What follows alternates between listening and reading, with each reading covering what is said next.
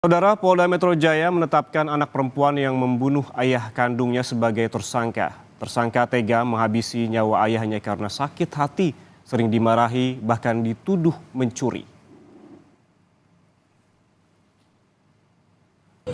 KS yang merupakan anak kandung korban ini ditetapkan tersangka dalam kasus pembunuhan terhadap ayahnya di Pasar Banjir Kanal Timur, Durensawit, Jakarta Timur.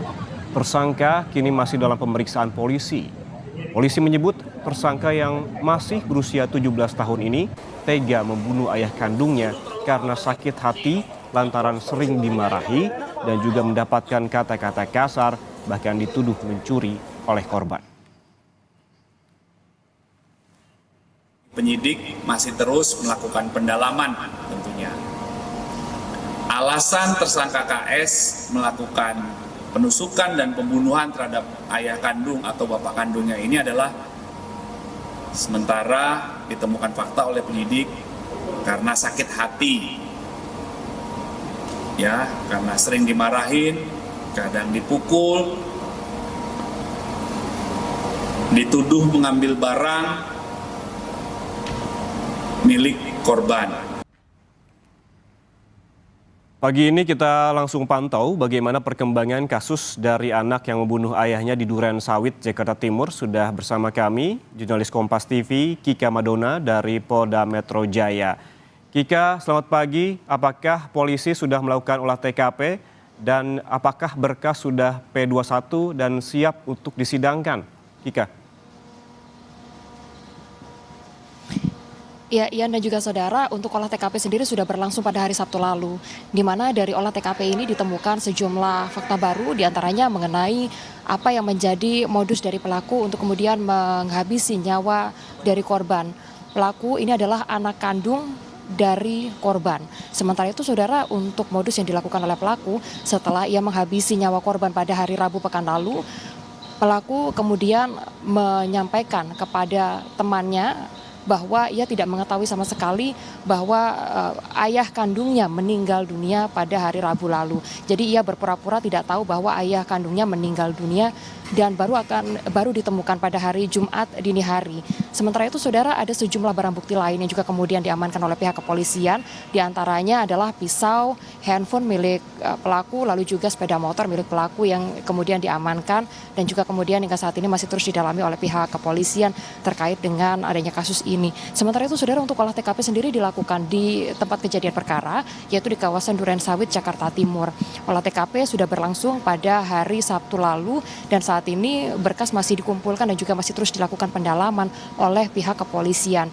Kami masih akan mencari tahu kapan rencananya berkas tersebut akan diserahkan kepada pengadilan atau berkas tersebut bisa dinyatakan lengkap sehingga bisa langsung untuk kemudian proses selanjutnya, yaitu proses persidangan. Demikian, Yan.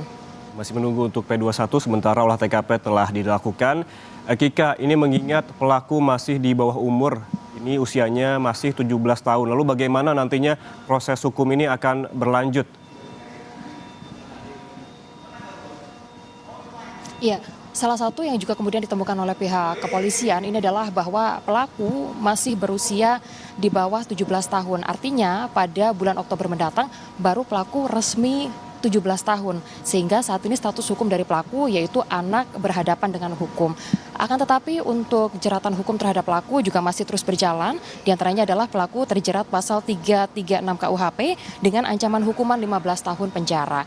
Pelaku yang juga merupakan anak kandung dari korban masih berusia di bawah 17 tahun dan pada saat itu pelaku kemudian melakukan tindakan kejinya dengan menghabisi nyawa korban yang merupakan ayah kandungnya dikarenakan sejumlah motif, diantaranya adalah pelaku sakit hati karena korban kerap memperlakukan pelaku dengan kasar, seperti misalnya memberikan kata-kata kasar, memarahi pelaku, lalu juga bahkan melakukan pemukulan, sehingga hal tersebut yang kemudian memantik emosi dari pelaku untuk kemudian menghabisi nyawa korban. Salah satu hal lain yang juga kemudian memicu kemarahan dari pelaku yang juga kemudian menjadi salah satu penyebab ia menghabisi nyawa korban adalah karena pelaku sakit hati. Ia dituduh mencuri barang pribadi milik korban. Hal ini juga masih terus didalami oleh pihak kepolisian. Kami masih menanti bagaimana kelanjutan dari proses hukum dari kasus ini. Demikian, Yan. Ketika biasanya bagi pelaku maupun korban begitu yang masih anak-anak ada pendampingan psikologis Apakah ini juga dilakukan terhadap pelaku dalam kasus ini? Karena mengingat jarang sekali terjadi kasus anak perempuan membunuh ayahnya. Apakah ada indikasi dari hasil pemeriksaan psikologis dari pelaku? Pemeriksaan psikologis juga masih terus dilakukan terhadap pelaku hingga saat ini. Dan kami juga mengutip dari Harian Kompas yang menyatakan bahwa untuk gangguan psikologis terhadap para pelaku kekerasan yang juga kemudian melakukan pembunuhan terutama untuk anak di bawah umur, dan kasus ini juga cukup menyita perhatian karena pelaku merupakan anak perempuan yang akan menjelang usia 17 tahun, di mana pelaku kemudian menghabisi nyawa korban yang merupakan ayah kandungnya sendiri dikarenakan motif sakit hati. Kalau menurut pernyataan dari psikolog forensik, ada dua hal yang juga kemudian menjadi pemicu atau kemudian menjadi trigger hingga akhirnya pelaku kemudian menghabisi nyawa korban. Di antaranya adalah gelombang emosi yang tidak terselesaikan dengan baik, lalu juga kemudian adanya tindakan ekstrim yang juga kemudian dilakukan karena nekat, karena adanya gangguan impulsif. Dua hal ini yang saat ini juga masih terus didalami mengenai apakah ada kecenderungan dari kedua hal tersebut terhadap pelaku sehingga akhirnya ia nekat kemudian menghabisi nyawa korban. Sebelumnya saudara, pada pekan lalu di kawasan Duren Sawit, Jakarta Timur, warga setempat dihebohkan dengan penemuan jenazah di kawasan atau di toko perabotan rumah tangga. Dan pada saat itu diketahui bahwa korban merupakan laki-laki berusia 55 tahun.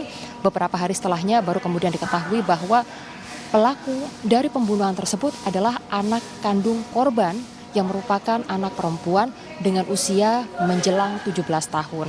Dari kasus ini saat ini polisi juga masih terus melakukan pendalaman terkait dengan beberapa hal, terutama juga terkait dengan adanya gangguan psikologis yang juga kemudian menjadi salah satu pemicu hingga akhirnya pelaku tega melakukan atau menghabisi nyawa korban yang merupakan ayah kandung dari korban sendiri. Kami juga masih akan menantikan proses hukumnya. Demikian, Yan. Ya, pemeriksaan psikologis dilakukan oleh pihak polisian kepada pelaku untuk mengetahui motif di balik pembunuhan dalam kasus ini. Terima kasih jurnalis Kompas TV Kika Madona melaporkan langsung dari Polda Metro Jaya.